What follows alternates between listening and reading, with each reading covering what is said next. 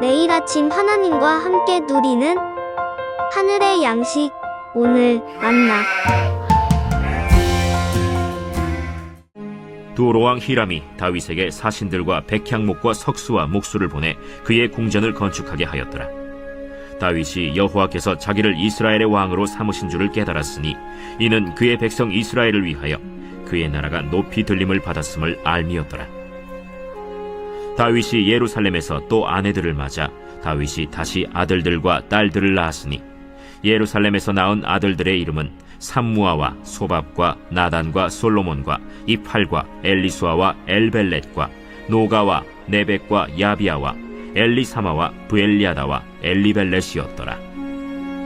다윗이 기름 부음을 받아 온 이스라엘의 왕이 되었다 함을 블레셋 사람들이 듣고 모든 블레셋 사람들이 다윗을 찾으러 올라오매 다윗이 듣고 대항하러 나갔으나 블레셋 사람들이 이미 이르러 르바임 골짜기로 쳐들어온지라.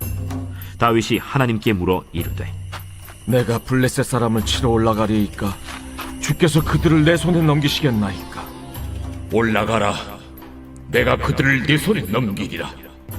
이에 무리가 바알브라심으로 올라갔더니 다윗이 거기서 그들을 치고 다윗이 이르되 하나님이 물을 쪼갬같이 내 손으로 내 대적을 흩으셨다 함으로 그곳 이름을 바알브라심이라 부르니라. 블레셋 사람이 그들의 우상을 그곳에 버렸으므로 다윗이 명령하여 불에 사르니라. 블레셋 사람들이 다시 골짜기를 침범한지라. 다윗이 또 하나님께 묻자온데 하나님이 이르시되 마주 올라가지 말고 그들 뒤로 돌아 뽕나무 숲을 맞은편에서 그들을 기습하되 뽕나무 꼭대기에서 걸음 걷는 소리가 들리거든 곧 나아가서 싸우라. 너보다 하나님이 앞서 나아가서 블레셋 사람들의 군대를 치리라. 이에 다윗이 하나님의 명령대로 행하여 블레셋 사람들의 군대를 쳐서 기브온에서부터 게셀까지 이르렀더니 다윗의 명성이 온 세상에 퍼졌고 여호와께서 모든 이방 민족으로 그를 두려워하게 하셨더라. 오늘 본문 8절 이후의 말씀에서 우리는 다윗이 왜 하나님의 마음에 합한 사람이었는지를 엿볼 수 있습니다. 8절부터 16절의 말씀은 두 차례에 걸친 블레셋과의 전쟁을 기록하고 있습니다. 먼저 8절 이후의 말씀을 보면 다윗이 이스라엘 왕으로 기름 부음을 받았다는 소식을 듣고 블레셋 사람들이 르바임 골짜기로 쳐들어왔습니다. 이때 다윗이 했던 첫 번째 행동을 10절에서는 이렇게 기록하죠. 다윗이 하나님께 물어 이르되 내가 블레셋 사람들을 치러 올라가리이까 주께서 그들을 내 손에 넘기시겠나이까. 아멘. 블레셋이 쳐들어온 일촉즉발의 순간에 다윗은 하나님께 전쟁에 나가 싸워야 하는지 말아야 하는지를, 전쟁에 나간다면 하나님께서 이 전쟁을 승리케 하실 것인지를 먼저 묻고 있습니다. 하나님은 다윗의 물음에 즉각적으로 답변하시고 그의 걸음을 인도하십니다. 사랑하는 동역자 여러분, 이것이 바로 다윗의 삶이었어요.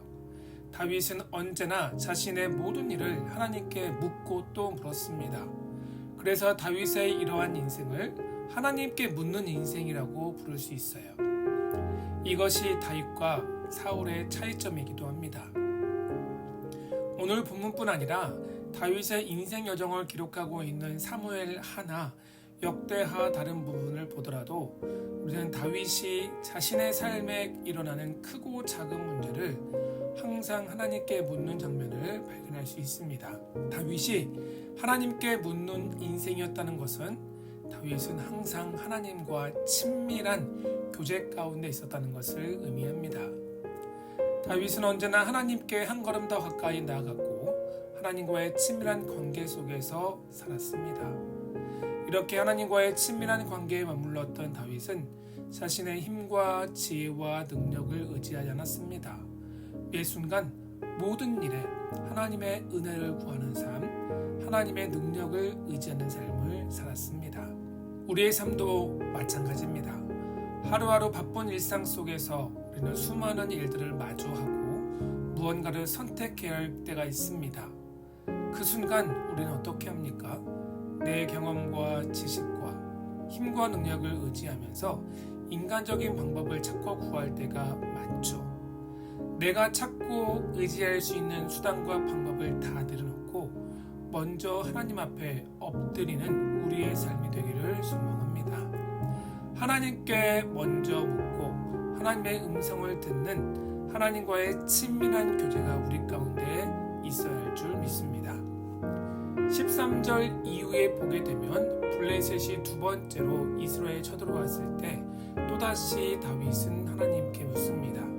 이때 하나님은 다윗에게 이렇게 말씀하세요. 14절과 15절입니다. 하나님이 이르시되 마주 올라가지 말고 그들 뒤로 돌아 뽕나무 숲을 맞은편에서 그들을 기습하되 뽕나무 꼭대기에서 걸음 걷는 소리가 들리거든 곧 나가서 싸우라. 아멘. 하나님은 여기에서 다윗에게 아주 구체적인 행동 지침을 가르쳐 주십니다. 블레셋과 정면으로 맞서 싸우지 말고 뽕나무 숲을 맞은편에서 기습 공격을 하라고 전략과 전술을 가르쳐 주고 계십니다. 다윗이 하나님의 이 말씀에 순종할 때 하나님은 15절에서 이렇게 하시겠다라고 약속하셨어요. 하나님이 앞서 나아가서 블레셋 사람들의 군대를 치리라. 아멘. 하나님과 친밀한 교제를 갖고 늘 하나님께 묻고 들으면서 하나님의 은혜와 능력을 의지했던 다윗의 삶을 하나님이 강하게 붙들어 주셨습니다. 하나님께서 직접 블레셋과 싸워 이기게 하셨습니다.